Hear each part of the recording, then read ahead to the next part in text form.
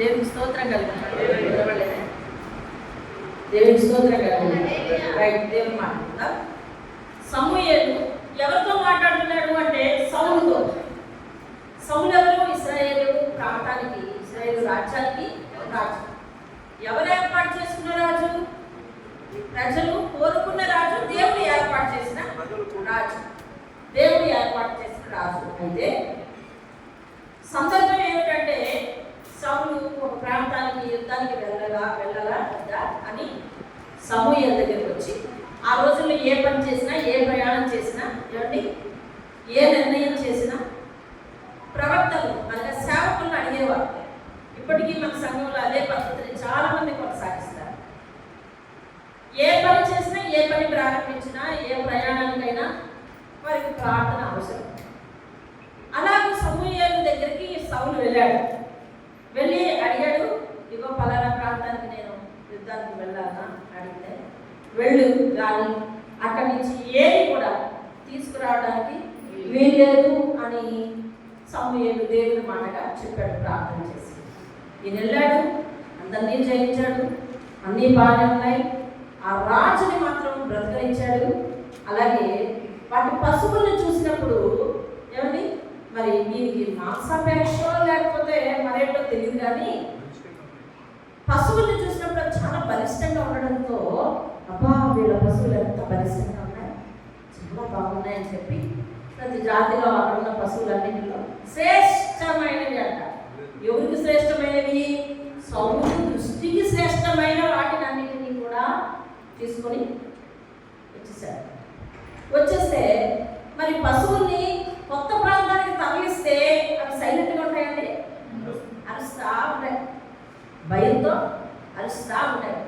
సమూయేలు దారిని వస్తా ఉన్నాడు, ఈ కొత్త పశువులన్నింటినీ తీసుకొచ్చి అక్కడ కట్టేశాడు. ఓహో అరిసెలు, ఓహో మనోడు తీసుకొచ్చినట్టున్నాడు, దేవుడు ఏమీ తీసుకురావద్దని చెప్పాడు కదా అని చెప్పి సమూయేలు అనుకున్నాడు. అనుకుని సమూయేలు పిలిపించాడు. ఏంటయ్యా ఏమైంది, యుద్ధం ఏమైంది, ఏం చేసుకొచ్చావు అంటే, అక్కడి నుంచి ఏం తీసుకురావద్దన్నాడు కదా దేవుడు, అలాగే చేశామంటే ఏం తీసుకురావాలి అని. మరి ఆ వినిపిస్తున్న పశువుల స్వరం ఎవరిది, ఎక్కడవి అంటే అవి ఎవరికంటున్నాడు తెలుసా అండి? నీ దేవుడైన యెహోవాకు, 21వ వచనం, నీ దేవుడైన యెహోవాకు బలి అర్పించుటకై ఏమండి అది తీసుకొని వచ్చాను, గొర్రెలన్నింటినీ తీసుకొని వచ్చాను అని చెప్తున్నాడు. ఎవరి దేవుడు అంట? అసలు ఆయన అభిషేకించిన ఎవరు? విచక్షణ, దేవుని మాట వినకపోతే విచక్షణ కోల్పోతాం. అసలు ఏం మాట్లాడుతున్నామో మనకి తెలియదు. కొంతమంది ఊరికి నేను నోరు పారేసుకుంటారు, అసలు ఏం మాట్లాడుతున్నా వాళ్ళకి తెలియదు. ఎందువల్ల తెలుసా? వాళ్ళ దేవుని చిత్తాన్ని, దేవుని చిత్తం నెరవేర్చని వాడికి లేదా దేవుని చిత్తం నెరవేర్చని మనిషికి ఎక్కడ మాట్లాడుతున్నాడు, ఎవరి ముందు మాట్లాడుతున్నాడు, ఎలా మాట్లాడుతున్నాడు విచక్షణ కోల్పోతాడు. అర్థమైందండి? ఇప్పుడు ఈ సమూయేలు ఎదురుకుండా అంటే ఒక దైవజన్ ఎదురుకుండా అబద్ధం చెప్తున్నాడు. ఏది స్వామి అన్నాడు. మన పశువుల స్వరం ఎవరిది, ఎక్కడి నుంచి వచ్చింది అంటే అంటున్నాడు, నీ దేవుడే యెహోవా. మన దేవుడు అనొచ్చిందా? నీ దేవుడే యెహోవాను బలిపీఠాన్ని తీసుకొచ్చాను. నువ్వు కోపం అయిపోతున్నావంటే నీ దేవుడి గురించి ఆలోచించి తీసుకొచ్చానని రెవెన్స్ అవుతున్నాడు. దేవుడికి ఎవరు కావాలి తెలుసా? దేవుడి కోసం చాలా పని చేస్తున్నాను అంటారు విషయము. ఆడు కాదు కావాల్సింది, దేవుడు మాట వినేవారు. ఈ లోకంలో క్రైస్తవులలో ఎవరు తక్కువ జనంగా ఉన్నారో తెలుసా? మాట వినేవారు తక్కువ జనంగా ఉన్నారు. లోకమంతటిని ఒక మాట వినండి, లోకమంతటిని ఒక 100% అనుకుంటే అందులో మన అంచనాల ప్రకారం, మన దేశ అంచనాల ప్రకారం చెప్తారు. మన దేశ అంచనాల ప్రకారం ఒక 40% దేవుని సన్నిధికి వస్తున్న వాళ్ళైతే, 40% దేవుని సన్నిధికి వస్తున్న వాళ్ళైతే అందులో దేవుని పరిచర్య చేసేవాళ్ళు అందులో 20%. పరిచర్య చేసేవాళ్ళు ఎంతమంది అండి చెప్పాలి? 20%. అంటే 40,000 ఎంతమంది తగ్గిపోయారు? సగానికి. అందులో దేవుని మాట వినేవాళ్ళు మాత్రం ఒక 5% అండి. 5%. పరిచర్య అంటే ఇంక్లూడింగ్ సేవకులు కూడా వస్తారు. పని చేసేవాళ్ళు వస్తారు, కుర్చీలు సర్దేవాళ్ళు వస్తారు, తడిగుడ్డలు పెట్టేవాళ్ళు వస్తారు, వాక్యం చెప్పేవాళ్ళు వస్తారు, పాటలు పాడేవాళ్ళు వస్తారు, వాయిద్యాలు వాయించేవాళ్ళు వస్తారు. ఇదంతా పరిచర్య. పరిచర్య చేసే వాళ్ళలో 5% మాత్రమే వాక్యాన్ని వినేవాళ్ళు, వాక్యం ప్రకారం నడిచేవాళ్ళు, ఆయన మాట వినేవాళ్ళు ఉన్నారు. ఈరోజు మన ప్రశ్న, ఆ 5%లో నేనున్నానా? మైసెల్ఫ్, నేను నా అంతటి నేను అనుకుంటున్నాను. మీరు కూడా మీ అంతటి మీరు అడుగుకుంటాను నా మనసుని అని మీకు కనిపిస్తే ఆస్క్ యువర్ సెల్ఫ్, ఎంత మీరు అడగండి. పరిచర్య చేసే వాళ్ళ ఉన్నారా? ఓన్లీ 40% 5% మాట వినేవారు మాత్రమే. మందిరాలకు వెళ్ళేవాళ్ళు 40% అయితే, మాట వినేవారు 5% అయితే ఎంతమంది పరలోకి వెళ్తారు? పరలోకి నిండుద్దా? అసలు పరలోకి నిండుద్దా? ఎక్కువ పని చేసేవారు కాదు దేవుడికి కావాల్సింది. దేవుడు అవకాశవాది కాదు. రాత్రి మాట్లాడాడు ఏంటి తెలుసా?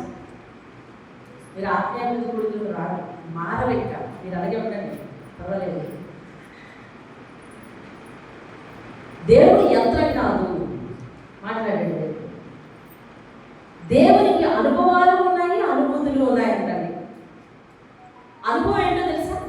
నువ్వు ఎప్పుడు ఎలా ఉంటావు, ఏ సమయంలో ఎలా ఉంటావు, ఏ సమయానికి ఏ సమాధానం చెప్తావు, ఎప్పుడు ఎలా మారిపోతావు, ఎప్పుడు ఎలా స్థిరంగా ఉంటావు, ఎప్పుడు ఆ బోధకాల మీద పాటిస్తావు, ఎప్పుడు పడిపోతావు తెలుసు. అది ఇస్ ఎక్స్పీరియన్స్, అతని అనుభవం. నిన్ను బట్టి అతని అనుభవం.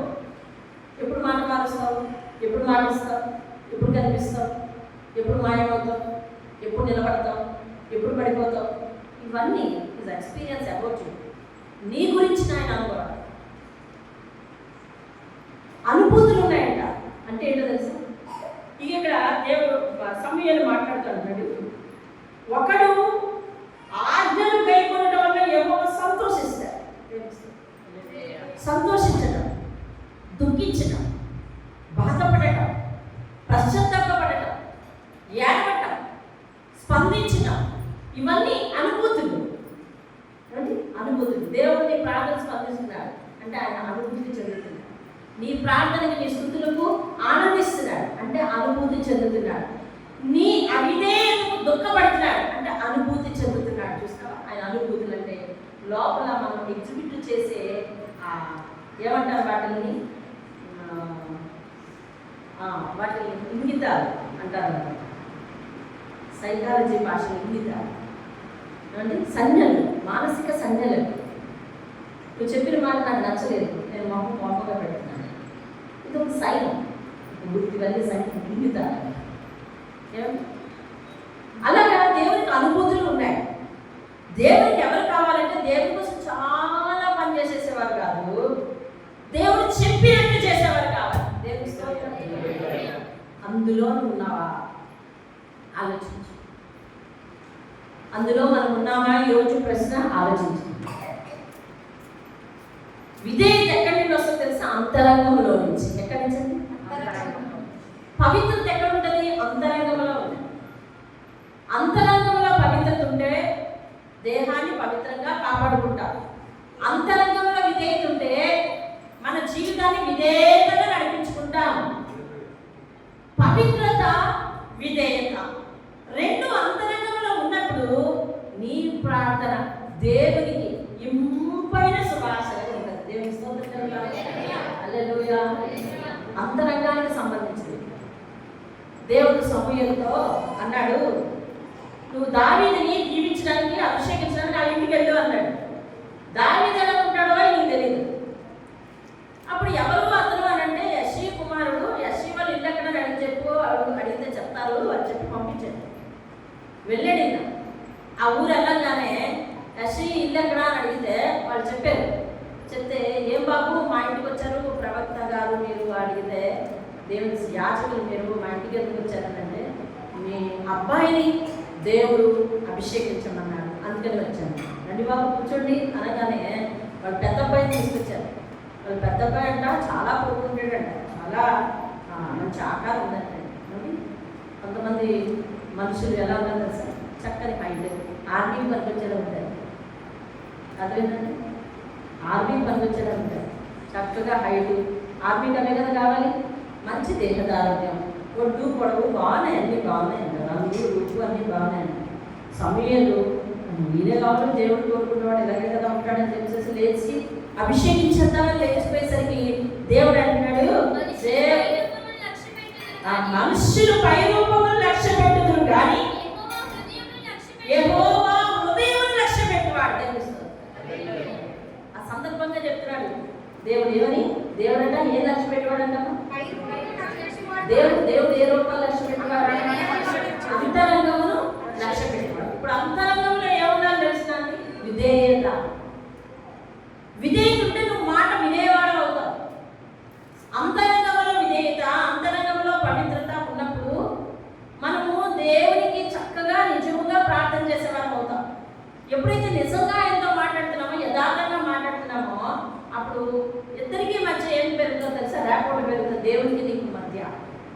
అప్పుడు నువ్వు అతనికి విధేయత చూపించి చెప్పిన మాట వినే బిడ్డగా తయారవుతావు. పరలోకం వెళ్ళడానికి అర్హత ఏంటి?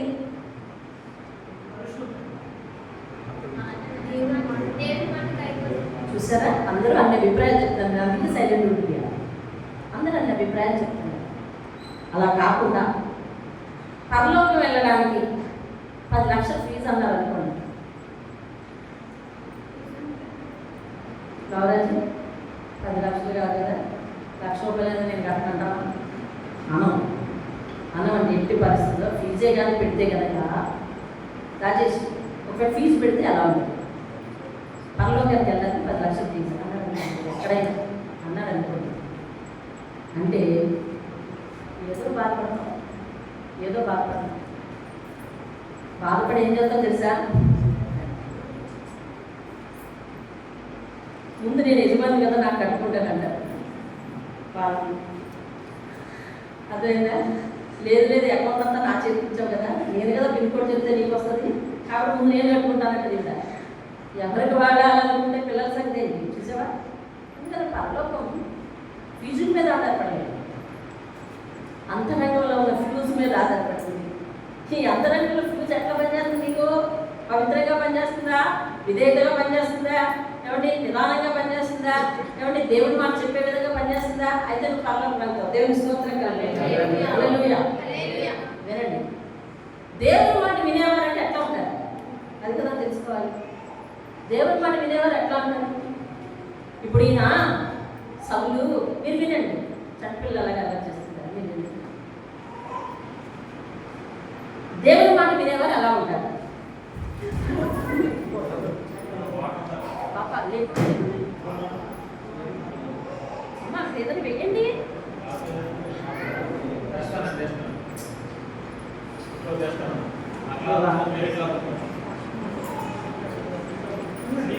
ఉండండి. సారీ అమ్మా, టచ్ చూసుకోలేదు మేము. దేవునికి స్తోత్రం కలుగుతుంది కాదు. హల్లెలూయా. దేవుని మాట వినే వాళ్ళు ఎలా ఉంటారు? వాళ్ళకి ఏమన్నా ఒక సరైన ఆకారం ఉందా? దేవుని మాట వినే వాళ్ళకి సరైన రూపురేఖలు ఏమైనా ఉన్నాయా? తల్లి దెబ్బ తగిలిందా గట్టిగా? అమ్మా వాళ్ళకి మనం చూసుకోవాలండి, పరిచయం చేసేవాళ్ళు ఇవన్నీ చూసుకోవాలండి. ఎప్పుడు ఏంటంటే ఎలా ఉంటుందో మనకు తెలియదు. ప్రతిదీ 4 కళ్ళు పెట్టుకుని చూసుకున్నట్టు చూసుకోవాలి. అందుకే పెద్దవాళ్ళు వస్తుంటారు, కిటికీలు పట్టుకుని నడవాలని అటు వారి నుంచి నడుస్తూ ఉంటారు. కాబట్టి దారిలో మీరున్నారు, మిమ్మల్ని కొంచెం దూరంగా నడుస్తూ ఉంటారు, చూసుకోవాలి. సరే, ఏదేమైనా వినండి, చూడండి, దేవుని మాట వినేవారు ఎట్లా ఉంటారు? ఇప్పుడు కాన్సెప్ట్ ఏంటంటే దేవుని మాట వినేవారే పరలోకం వెళ్తారు. పరలోకం వెళ్ళడానికి ఒక సెకండ్ ఫీజు లేదు. ఒకవేళ అలా కానీ దేవుడు ఖరీదు పెడితే ఎవరికి వారమే స్వార్థంగా నాకు కట్టుకుంటాను అంటాం.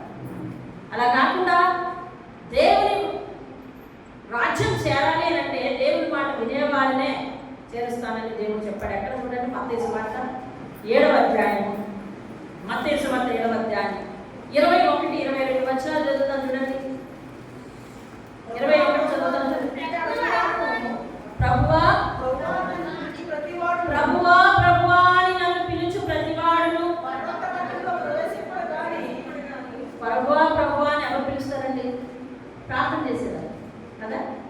వాళ్ళు చర్చికి వచ్చేవారు, అంతేనా? అంటే వాళ్ళు ఖచ్చితంగా ఎక్కడ ఉన్న వాళ్ళండి? అంటే దేవుడు ఇది చర్చిలో ఉన్న వాళ్ళ కోసం చెప్పాడా, ముందు పైన వాళ్ళ కోసం చెప్పాడా? చర్చిలో ఉన్న వాళ్ళ కోసం చెప్పాడు. అంటే ఎవరి కోసం? మన కోసమే. అయితే ఇప్పుడు మన కోసం దేవుడు ఏమన్నాడు తెలుసా? ఇదిగో మీరు అందరూ ప్రభువా ప్రభువా ప్రభువా ప్రభువా ప్రభువా అని ప్రార్థన చేస్తారు కదా, ప్రభువా ప్రభువా అని పిలిచి ప్రతి వాడును ఎక్కడ ప్రవేశించినట్ట? అంటే దాని అర్థం ఎక్కడ ప్రవేశిస్తాడని అర్థం? దేవుడు అన్ని డైరెక్ట్ గా చెప్పలేదు, మనం అర్థం చేసుకోవడమే. ఎక్కడికి వెళ్తాడని అర్థం? ఇంకో సెకండ్ ఆప్షన్ ఏముంది? నరకం. అయితే పరలోక రాజ్యంలో ప్రవేశించడు కానీ ఇది యేసయ్య చెప్పిన మాట, పరలోకమందున్న నా తండ్రి చిత్త ప్రకారము చేయువాడు మాత్రమే ప్రవేశించును అని అక్కడ వాక్యం రాయబడింది. అంటే ఇప్పుడు చిత్త ప్రకారం చేయడం అంటే ఆయన మాట వినడమే కదా, ఆయన చెప్పినట్టుగా చేయడమే కదా, ఆయన మనసుకు నచ్చినట్టుగా జీవించడమే కదా. మరి సౌలు అలా జీవించాడా? లేదు. దేవుడు ఏమన్నాడంటే శపితమైన ప్రాంతం అందులో నుంచి ఏది తీసుకురాకు అని దేవుడు చెప్తే ఈయన ఏం చేస్తాడో తెలుసా? ఈయన కంటికి నచ్చినవన్నీ కూడా, అంటే అక్కడ ఏం ఉపయోగించాడు? నేత్రాసం ఉపయోగించాడు. తన కంటికి నచ్చినవన్నీ తీసుకొచ్చుకొని పెట్టుకొని మళ్ళీ సమూయేలు ఎందుకయ్యా అలా చేస్తామని ఎక్స్ప్లెనేషన్ అంటే నీ దేవుడికే తీసుకొచ్చాను, బలెవడాన్ని నీ దేవుడికి అని ఒక ఏమండి అదేమంటారంటే చాలా గర్వంతో కూడిన సమాధానాన్ని చెప్పాడు. ఇప్పుడు సౌలు దేవుని మాట విన్నాడా? దేవుని చిత్త ప్రకారం చేశాడా? చేయలేదు. దేవుని చిత్త ప్రకారం చేయలేదు. ఇప్పుడు వాక్యం ఏం చెప్తున్నటువంటి వారి కోసం ప్రభువా ప్రభు అని పిలిస్తే సరిపోతుందా? నా చిత్త ప్రకారం నువ్వు చేయలేదు కదా, నీకు పరలోకంలో ప్రవేశం ఎక్కడిది అని దేవుని మాట ప్రశ్నిస్తుంది. కానీ ఆ రోజున మనందరం వెళ్ళి ఆయన దగ్గర ఏమడుగుతామో తెలుసా? ఏమని అడుగుతామంటే అక్కడ కింద వాక్యం చదవండి, 22వ వచనం, మత్తయి సువార్త 7వ అధ్యాయం 22వ వచనంలో ఉన్నాం. ఆ దినమందు అనేకులు నన్ను చూచి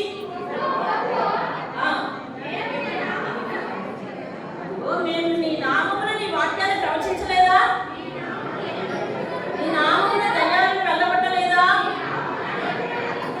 నీ నామమున అనేకమైన అద్భుతములు చేయలేదా అని చెప్తున్నారు. దేవుని స్తోత్రం. ఇది ఆర్గ్యుమెంట్. ఎక్కడంట?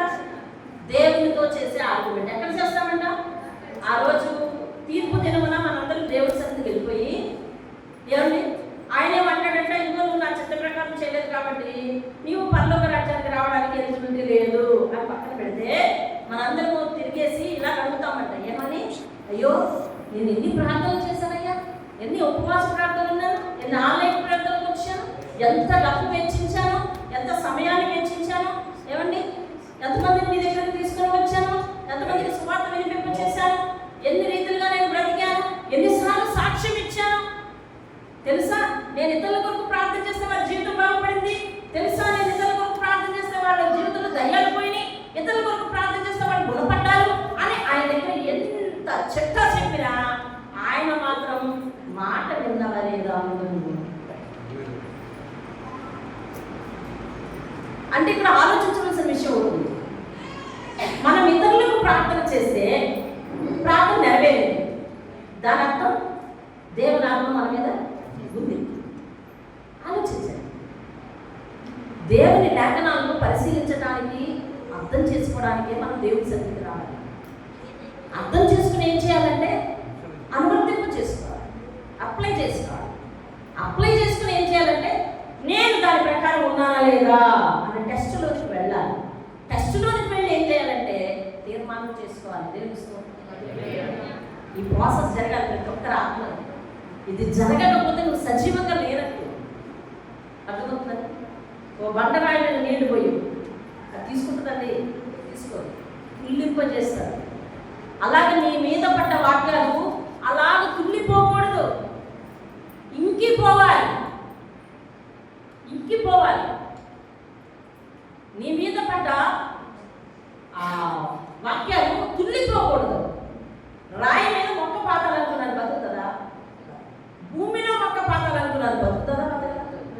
అంటే భూమిలో ఏముందో తెలిసి జీవం ఉంది, రాయిలో ఏం లేదు తెలిసి జీవం లేదు. నీ మీద పడ్డ వాక్యాలు నీకు వర్తించడం లేదు, నిన్ను మార్చడం లేదు అని అంటే కనుక నీవు వాటిని తుల్లింపజేసేస్తున్నావు. అంటే అవి బయటికి వెదజల్లిపోతా ఉన్నాయి. ఇంకించుకుంటే కనుక నీలో నుంచి ఒక నూతనమైన ఆత్మ నీలో నుంచి ఉద్భవిస్తుంది. దేవుని నీవు నీటిని పీల్చుకునే భూమి లాంటి వాడివా, లేదా వంటి వ్యక్తివా, లేకపోతే వెదజల్లి బండ లాంటి మనుషులమా? మనము ఆలోచించుకోవాలి అందరం కూడా. దేవుని దేవుడు నేను ప్రార్థన చేశాను, ఈయనకి ఎవరికో దయ్యం పట్టింది, నేను వెళ్ళి ప్రార్థన చేశాను, దయ్యం వదిలిపోయింది. అబ్బా, నా చేతిలో దయ్యాన్ని మొదలుపెట్టే శక్తి దేవుడు నాకు. అంటే దేవుడు తన నామానికి మహిమ తెచ్చుకోవడం కోసం ఒకటి, రెండవది ఆ పాపిని ఆ బంధకాల నుంచి విడిపించుకోవడం కోసం రెండవది, దేవుడు నా ద్వారా పని చేయించాడు. అభిషేకం నా మీదకి ఇచ్చాడు, దయ్యాన్ని మొదలుపెట్టే అభిషేకం. అర్థమవుతుందమ్మా? అమ్మలు అర్థమవుతాయా? దయ్యాన్ని మొదలుపెట్టే అభిషేకం నాకు ఇచ్చాడు. ఆ పాపి బంధకాల్లో నుంచి, దయ్యపు బంధకాల నుంచి విడిపించడం కోసం ఒకటి, దేవుడు నాకు పట్టిన దయ్యాన్ని విడిపించాడు అని రేపు పొద్దున ఆమె సాక్ష్యం చెప్పడం కోసం రెండు, దేవుడు కార్యం చేశాడు. ఇప్పుడు నేను అనుకుంటున్నాను, నా మీద దేవుడి అభిషేకం బాగుంది, నేను దయ్యములను వదలగొట్టే శక్తి నాకు దేవుడు ఇచ్చాడు. దీన్ని ఏమంటారంటే అభిషేకం. అభిషేకం ఉన్న ప్రతి వ్యక్తికి విధేయత ఉన్నట్టు కాదు. అభిషేకం అనేది ఒక వరం. వరాలు పొందిన ప్రతి ఒక్కరూ విధేయత చూపిస్తారని కాదు. విధేయత చూపిస్తే వరం ఎవరు లాస్టింగ్గా ఉంటుంది అన్నమాట. దేవుని శాశ్వతంగా ఉంటుంది. నీ దగ్గర సౌలు మీద దేవుని ఆత్మ ఉండేదంట. సౌలు ఈ రాజ్యానికి రాజు అయినప్పుడు దేవుడు తన ఆత్మ చేత అభిషేకిస్తే సౌలు బలం పొందుకున్నాడు. ఎక్కడికి వెళ్తే అక్కడ విజయం వస్తున్నది, చక్కగా ఉన్నాడు, చక్కని పరిపాలన అందిస్తూ ఉన్నాడు. కొంతకాలానికి అతనిలో ఒక గర్వం పెరిగింది. అప్పుడు ఏం చేస్తున్నాడంటే ఎక్కడికి వెళ్ళినా విజయాలు సంపాదించేవాడు అక్కడి నుంచి ఓడిపోవడం మొదలుపెట్టాడు. ఏంటిది అని అంటే, నీ అవిధైతే నీలో గర్వం వచ్చిందని సమూయేలు చెప్పాడు. కొంతకాలానికి సౌలు మీద నుంచి అభిషేకం ఏమైందంట? తొలగిపోయింది. అభిషేకం, వరం ఇవన్నీ ఉన్న మనుషులు దేవుడు నాతోనే ఉన్నాడు అని భ్రమపడడానికి లేదు. విధేయత ఉంటేనే ఆయన నీతో ఉంటాడంతే. దేవుడు యెషయా 57 చూడండి అన్నమాట. ఇవన్నీ మనకు తెలిసిన వాక్యాలు, కానీ మనం పరిశీలించకపోవడం వల్ల మేము మనలోనికి వెళ్ళటం లేదు. వెళ్ళకపోవడం వల్ల మనకు అప్లై కావడం లేదు. అప్లై కాకపోవడం వల్ల టెస్ట్ సరిగా రావట్లేదు. టెస్ట్ సరిగా రావలేకపోవడం వల్ల మనం మారటం లేదు. ఏమండి వినండి, 57వ అధ్యాయము 15వ వచనం. మహాగణులను, మహోన్నతులను, పరిశుద్ధులను, నిత్యవాసుడైనవాడు ఇలాగ సెలవిస్తున్నాడు, నేను మహోన్నతమైన స్థలముల్లో, పరిశుద్ధ స్థలములలో నివసించేవాడను. ఆయనను వినయము గలవారి ప్రాణము ఉజ్జీవింప చేయుటకు, నలిగిన వారి ప్రాణము ఉజ్జీవింప చేయుటకు, వినయము గలవారి యొక్కను, దీన మనస్సు గలవారి యొక్కను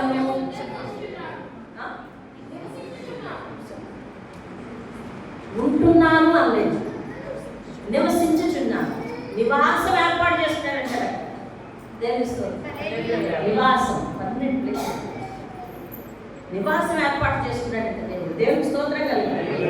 అయితే మాట వినేవారు ఎలా ఉంటారు? వారికి ఒక ప్రత్యేకమైన ఆకారం ఉంటుందా అంటే ఖచ్చితంగా దేవుడు వాక్య రూపం నుంచి చూపిస్తున్నాడు. శత్రుఘ్న మేషకి అబద్ధంగా మీకు తెలుసు, దానియేలు మీకు తెలుసు.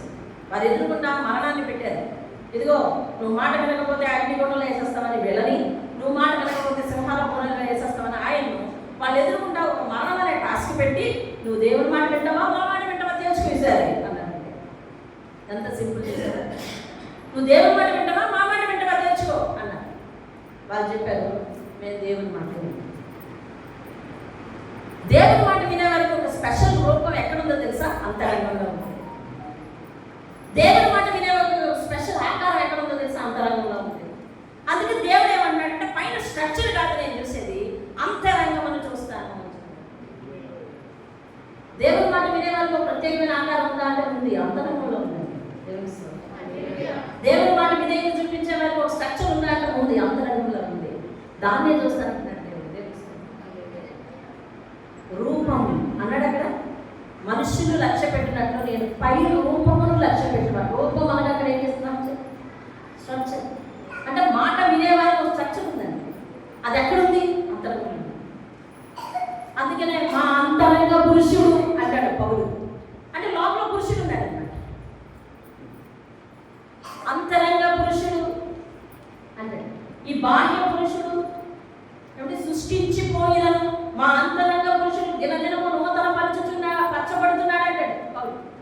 ఏమో తన లోపల ఇన్నర్ వ్యక్తి ఉన్నాడు, అది ఆత్మ. దేవుని ఆత్మ.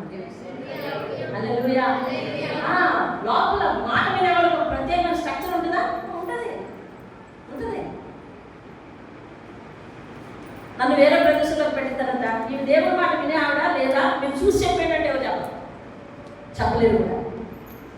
మొహం మీద మోపిస్తుందిగా ఇప్పుడు బాగా కట్టదండి అని చెప్పారనుకో, కరెక్ట్ రిపోర్ట్గా దేవుడికి చెప్పాలి. అంతరంగంలో ఉంటాడు. దేవుని స్తోత్రం. హల్లెలూయా. వారు ఒకటే మాట అన్నారు రాజు దగ్గర. అది కూడా ఆడ దేశం కాదు, ఆడ రాజు కాదు, ఆడ ప్రాంతం కాదు కదా.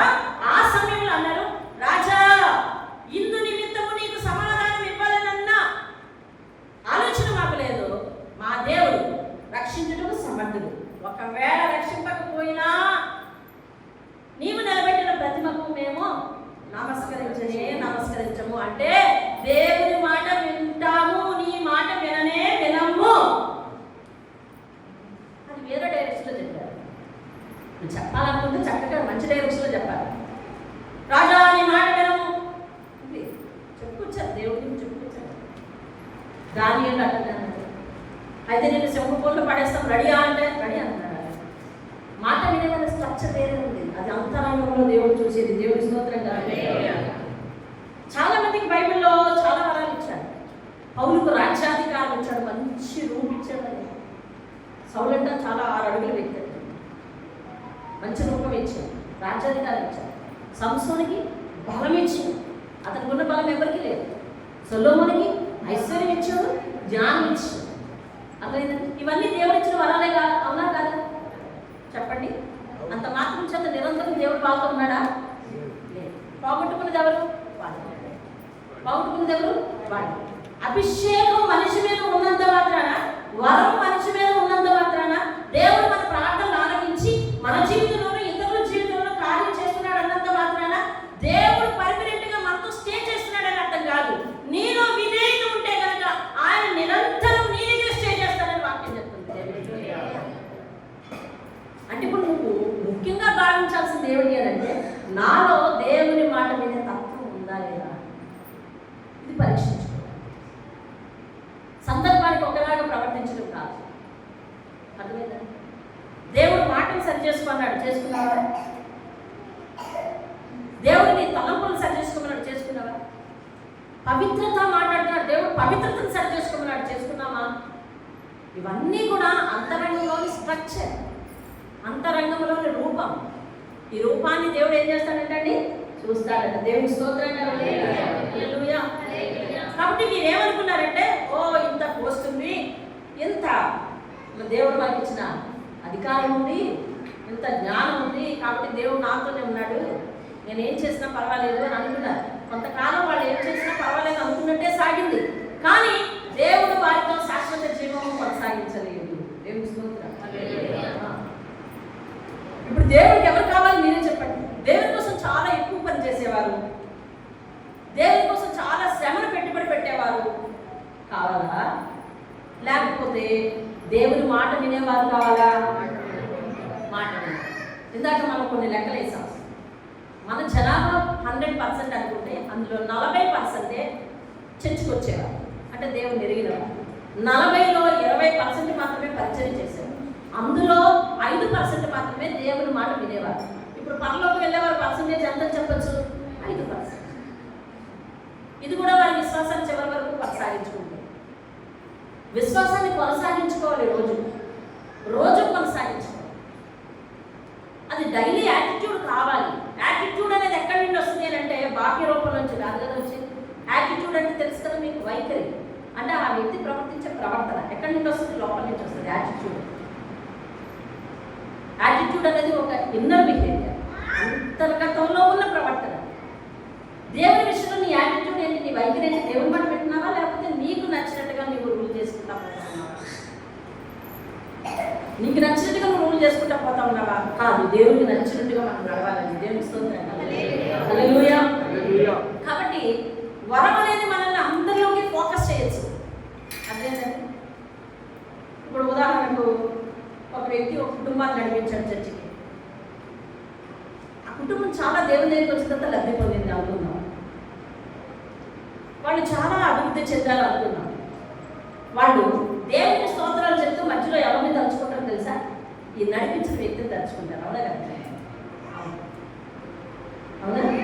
నేను పలానా వారి వల్ల దేవుని నమ్ముకున్నాను, పలానా వారి వల్ల నేను ఈరోజు మేలులు అనుభవిస్తున్నాను, పలానా వారి వల్ల దేవుడు నా జీవితాన్ని దీవించాడు, దేవుడికి నిజంగా వేలాది కృతజ్ఞతలు, నన్ను దేవుడి దగ్గరికి నడిపించిన ఆ వ్యక్తిని మాత్రం నేను మర్చిపోను.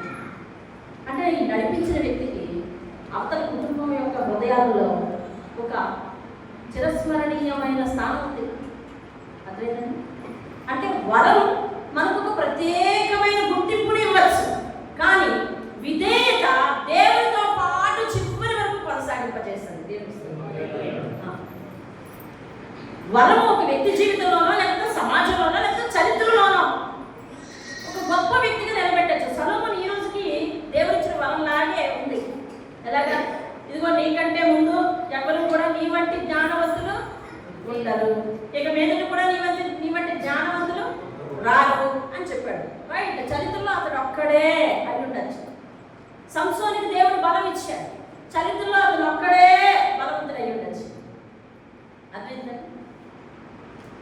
చరిత్ర సృష్టించారు వాడు, అంటే చరిత్రలో ఒక స్థానం ఉంది వాళ్ళకి. కొంతమంది మనుషులకి మనసుల్లో స్థానం ఉంది, కానీ దేవుని దగ్గర ఒక స్థిరమైన విశ్వాసం, దేవుని దగ్గర ఒక ప్రత్యేకమైన స్థానాన్ని నీకు సంపాదించబడుతుంది. దేవుని స్తోత్రం. నువ్వు దేవుని కొరకు చాలా ఎక్కువ పనిచేసేవాడివా లేకపోతే దేవుని మాట వినేదానివా? దేవుని ప్రశ్న ఈరోజు. మనం ఎలాగో జీవిస్తున్నాము, ఎలాగ ఉంటున్నాము, ఎలాగ నడుచుకుపోతున్నాము, ఎలా నిర్ణయించేసుకుంటున్నాము, ఇవన్నీ నా సొంతదా లేకపోతే దేవుడు నేను చేసే ప్రతి పని చెబితే ఆయన ఓకే చేస్తాడా, ఒప్పుకుంటాడా అనే ఆలోచనలు మనం ఎక్కువగా వెళ్తా ఉన్నాం. దేవుని స్తోత్రం. హల్లెలూయా. ఒకటో కొరింథీయులకు రాసిన పత్రిక చూడండి. 1 కొరింథీయులకు రాసిన పత్రిక 13వ అధ్యాయం 1వ వచనం, 2వ వచనం, 3వ వచనం చదవండి. అందరికీ తెలిసిందే. మనుష్యుల భాషలతోనూ దేవదూతల భాషలతో నేను మాట్లాడిన ఏం లేని వాడైతే అయితే రోగేడు కంచును గడగడలాడు నాలుగునై ఉంటుంది. ప్రవచించు కృపావరము కలిగి మర్మములన్నీ జ్ఞానము ఎరిగిన వాడనైన కొండలను పెట్టలింపగల పరిపూర్ణ విశ్వాసము గలవాడనైన ప్రేమ లేని వాడనైతే నేను ఏమని చెప్తుంది? వాళ్ళ వ్యర్థుడను, వ్యర్థం అని చెప్తుంది. పైన ఆయన మెన్షన్ చేసింది ఏంటో తెలుసా? దేవదూతల భాష. అంటే భాషలో మాట్లాడుతూ ఉంటాం చూడండి, పరిశుద్ధాత్మ భాష అని అంటారు. దేవదూతల భాష. ఆ దేవదూతలతో భాషతో మాట్లాడితే మన మీద ఒక వరం ఉందని మనం అనుకుంటాం. అలాగే బైబిల్ని చివరి నుంచి ఆ చివరి వరకు కూడా ఎక్కడ ఏ వాక్యం దానికి సంబంధించినంత నేను చెప్పేస్తాను అనే నిష్ణాతులు ఉన్నారు.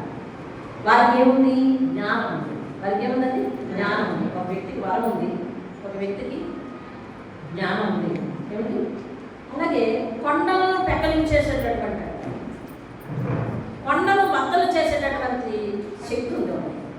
ఒకరికి ఏముంది? వరం ఉంది, ఒకరికి జ్ఞానం ఉంది, ఒకరికి బలం ఉంది.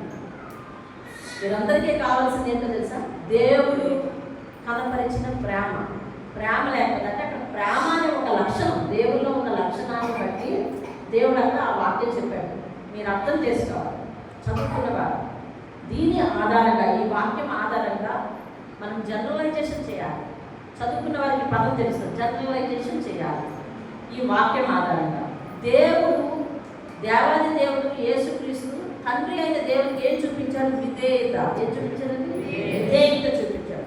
దేవుడు మన మీద ఏం చూపించాడు? ప్రేమ చూపించాడు. ఇవన్నీ దేవుని లక్షణాలు. ఏమండి? కాబట్టి ఇక్కడ ప్రేమ గురించి తీసుకుని ఆయన అంటాడు, ప్రేమ లేకపోతే ఒకరికి వరం ఉన్నా, ఒకరికి జ్ఞానం ఉన్నా, ఒకరికి బలం ఉన్నా అది వ్యర్థమే. ఇప్పుడు దేవుని లక్షణాల్లో మరొక లక్షణం ఉంది, విధేయత. ఇప్పుడు ప్రేమ అనే పదం తీసేసి విధేయత అని పెట్టు. ఒకరికి బలం ఉన్నా, ఒకరికి జ్ఞానం ఉన్నా, ఒకరికి బలం ఉన్నా, చెప్పిన మాటకు విధేయత లేదనుకోండి, ఏంటంట? దేవుడు చెప్పిన మాట ప్రకారం, దేవుడు చెప్పిన వాక్యం చెప్పకుండా నేను పరిచయం చేస్తున్నాను, నేను ఆడుకోమంటున్నాను. ఏమండి ఇదిగో మీరందరూ సైలెంట్గా కూర్చున్నారు. ఏంటి నేనేమో గడగడ గడగడ మాట్లాడుతున్నాను. ఇది ఇక్కడ వాక్యం ఏమన్నా వస్తుంది, ఇగో మోగడి పంచు గడగడ గడగడాడుతూ మోగు తాళము లాగా మనం వాడితే కాదు. మనము దేవుని విధేయతను మన ప్రవర్తనను చూపగలిగితే అది అది పనికొచ్చేది అని చెప్తున్నాడు. అంటే ఇప్పుడు చెప్పండి, మైకిల్ పట్టుకొని గట్టిగా ఏమండి నాకంటే పెద్ద స్వరాలు చాలా మందికి ఉన్నాయి. నేను మీ అందరికంటే గట్టిగా చెప్తాను. ఈ మైక్ కూడా గట్టిగా సత్యం ఇచ్చేస్తుంది. ఇలా గట్టిగా అరిచేవాడు దేవుడికి కావాలా, లేకపోతే గట్టిగా అరిస్తే అరిచినారు వాళ్ళ ప్రవర్తన విధేయత లేకపోతే దేవుడు ఒప్పుకుంటాడా అంటే ఒప్పుకోడు. వ్యర్థం అని చెప్పేస్తున్నాడు.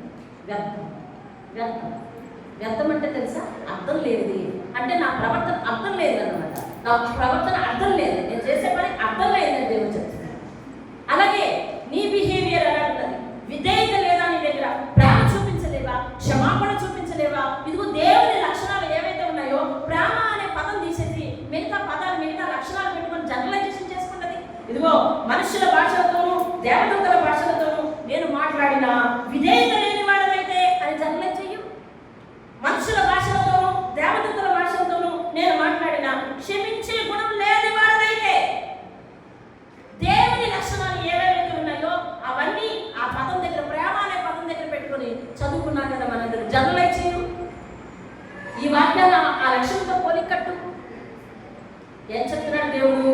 బేసిక్గా ఇదిగో నువ్వు దేవదూతల భాషతో మాట్లాడే వాళ్ళు నీకున్నా, బైబిల్ మర్మాలన్నీ వివరించగల జ్ఞానం నీకున్నా, కొండలను కదిలింప చేసే పెకలించే శక్తి నీకున్నా, బలం నీకున్నా, నీలో ప్రేమ లేకపోతే, క్షమాపణ లేకపోతే, విధేయత లేకపోతే, నెమ్మది లేకపోతే, యథార్థత లేకపోతే, పవిత్రత లేకపోతే, పరిశుద్ధత లేకపోతే, what ever it may be, దేవుని ప్రతి లక్షణాన్ని నువ్వు అక్కడ ఆపాదించుకుని అవి లేకపోతే వేస్ట్.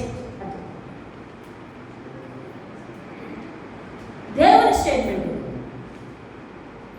దేవుని మాట మనల్ని ఏం చెప్తుంది తెలుసా? ఇవి లేకపోతే నువ్వు వేస్ట్. ఇక్కడ ఎందుకు చెప్తుంది తెలుసా? ఇక్కడ నువ్వు సెపరేట్ చేసుకోవాలి.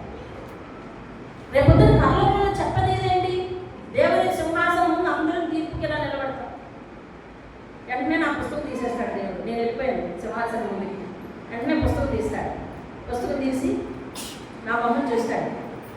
అబ్బా చాలా గట్టిగా అరిసావు కానీ, చాలా గట్టిగా అరిసావు కానీ నువ్వు నీ వ్యక్తిగత జీవితంలో విధేయత చూపించలేదు, పవిత్రత లేదు, ఏమండి నమ్మకత్వం లేదు, కాబట్టి నువ్వు వ్యర్థం. ఇదే చెప్పబోతున్నాడు అక్కడ, ఈ మాట చెప్పబోతున్నాడు అక్కడ. నువ్వు వ్యర్థం. అప్పుడు నేనేదో నాకున్న తెలివితేటలను బట్టి ఆలోచన చేయాలనుకుంటున్నాను. ఏమని తెలుసా? అయ్యా ఎన్ని ప్రసంగాలయ్యా, అయిపోయి ఎన్ని కార్యక్రమాలయ్యా, అయిపోయి ఎంత శ్రమపడ్డానయ్యా. లేదు, గణగణలాగా మోగే కంచు నీవు నేను కోరుకున్న లక్షణాలను అంతరంగంలో నువ్వు నిర్మించుకోలేదు.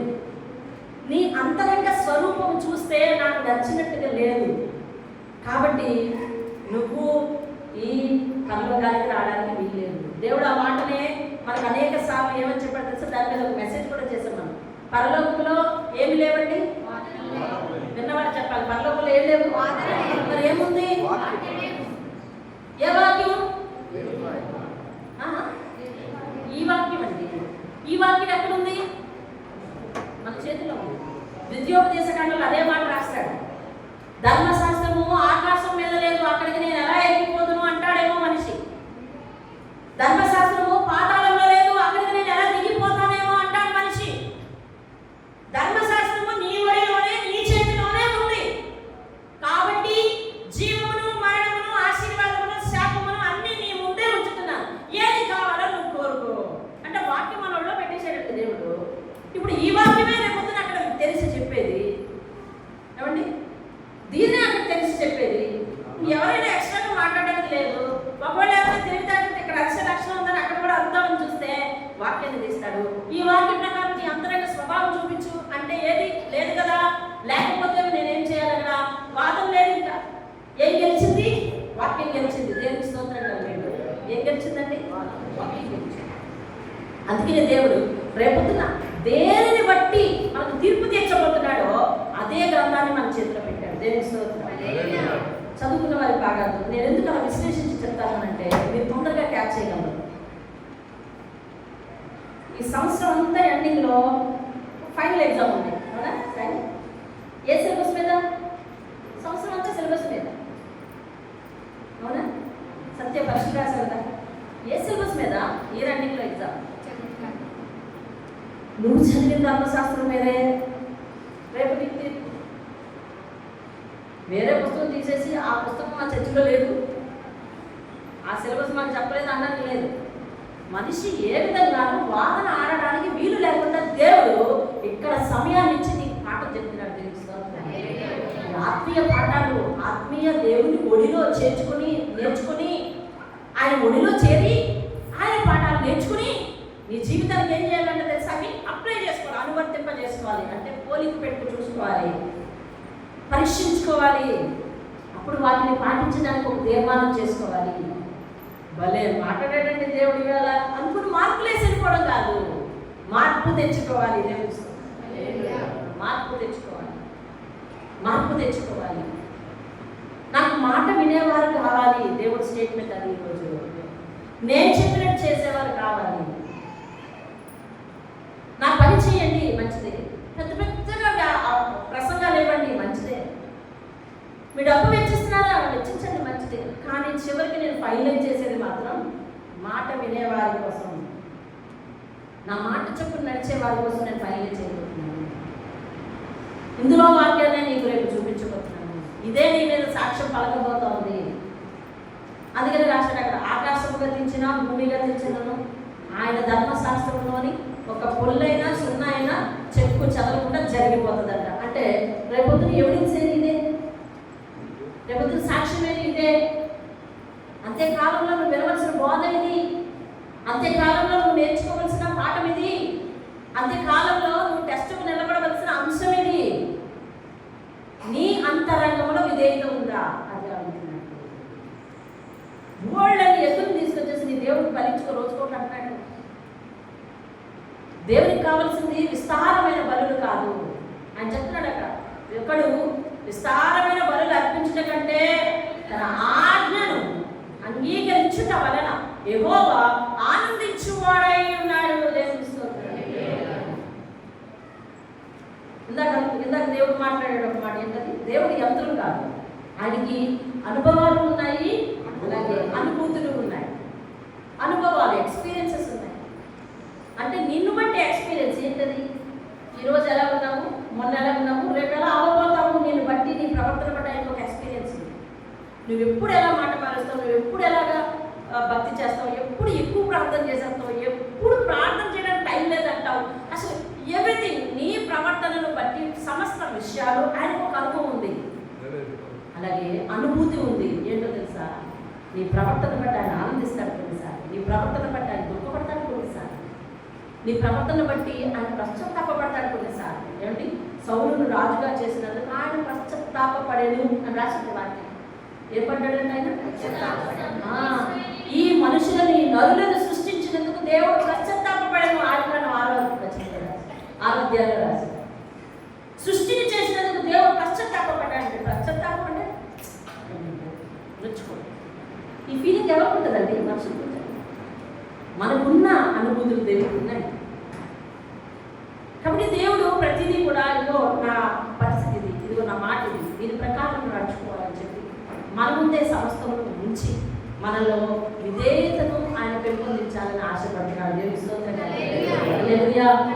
మాట వినే తత్వం లేకుండా విస్తారమైన బలులు కాదు ఆయనకు కావాల్సింది. విస్తారమైన బలులు కాదు ఆయనకు కావాల్సింది, మాట వినే తత్వం. విధేయత లేకపోతే మనం సమస్తాన్ని కోల్పోతాం. విధేయత లేకపోతే సమస్తాన్ని కోల్పోతాం. సౌలు తర్వాత ఏమేమి కోల్పోయాడో తెలుసా? అన్నీ కోల్పోయాడు. ఇంకొకటి చెప్పుకోవడానికి లేదు, అన్నీ కోల్పోయాడు. సొలొమోను ఏమేమి కోల్పోయాడు తెలుసా? అన్నీ కోల్పోయాడు. అన్నీ అంటే పేరు ప్రతిష్టలతో సహా అన్నీ కోల్పోయాడు. ఆయనకున్న ఘనత, ఆయనకున్న రాజ్యం, ఆయనకున్న జనం, ఆయనకున్న బంధువర్గం ఇంతన్నీ కోల్పోయాడు. అన్నీ కోల్పోయిన తర్వాత అన్నాడు, ఇవి ఎన్నెన్నో చేస్తాం కానీ అన్నీ వేస్ట్ అండి దేవుడే అంటున్నాడు. అందుకోసం 12 అధ్యాయాల కూడా రాశాడు.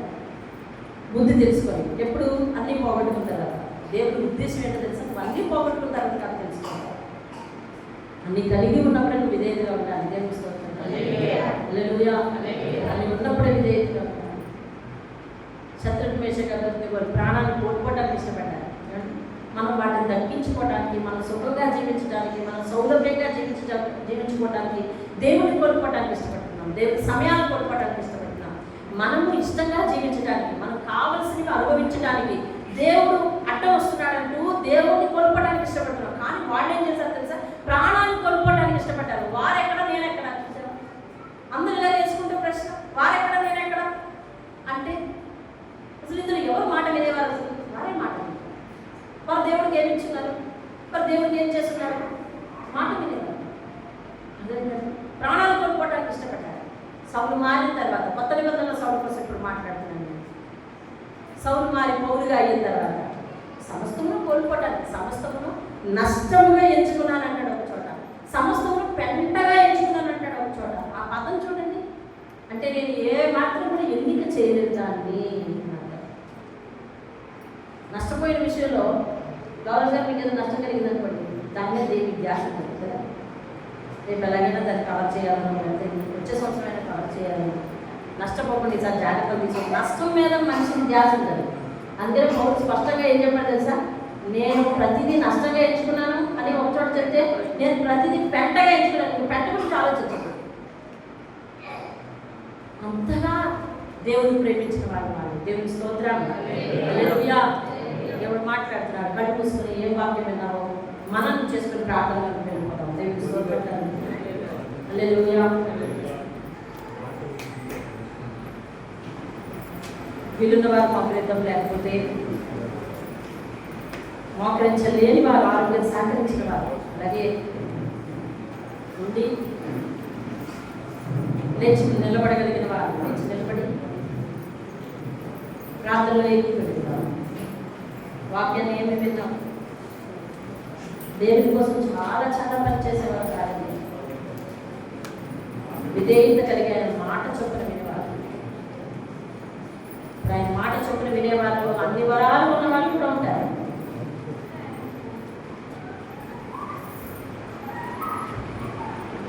వరాలు మనల్ని సమాజంలోని ఒక గొప్ప వ్యక్తిగా తీసుకెళ్ళవచ్చేమో, కానీ మన విశ్వాసం మనల్ని సాక్షిగా నిలబెడుతుందండి దేవుని ముందు.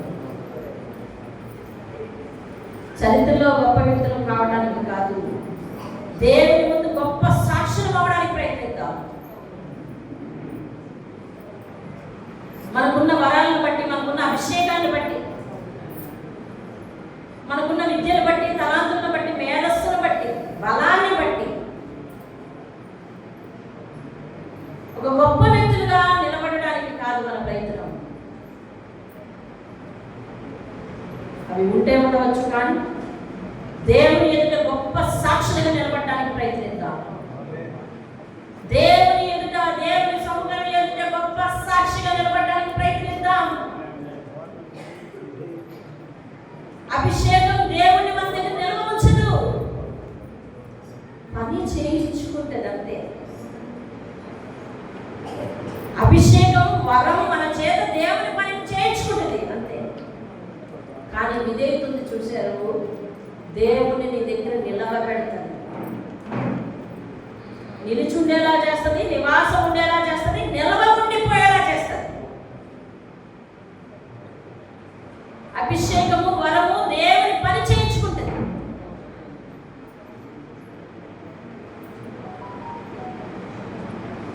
కానీ నీ విశ్వాసం, విధేయత ఉందే, అది దేవుని నీ దగ్గర నిలబెడుతుంది, నిల్వ ఉంచుతుంది, నివాసం ఉండేటట్టు చేస్తుంది.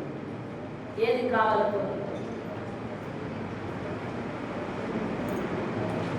విధేయత ప్రాముఖ్యం. తర్వాత ఎన్నైనా అర్హతలు పొందుకో, దేవుడు కాదంటారు. ప్రార్థిద్దాం. పరిశుద్ధమైన వాక్యము మా జీవితాలకు అనువర్తింప చేసుకుని పరీక్షలో నిలబడి నన్ను నేను పరీక్షించుకున్న మీద మేము ఎలా మారాలో ఒక నిర్ణయం చేసుకున్నాము. ఎవరెవరు నీ మాట విని అలా నిర్ణయం చేసుకున్నారో వారందరినీ దీవించండి, ఆశీర్వదించండి. ఏవో కోల్పోయాక కాదు, ప్రవర్తనలు మాట తీరు మార్చుకుంటున్నారు.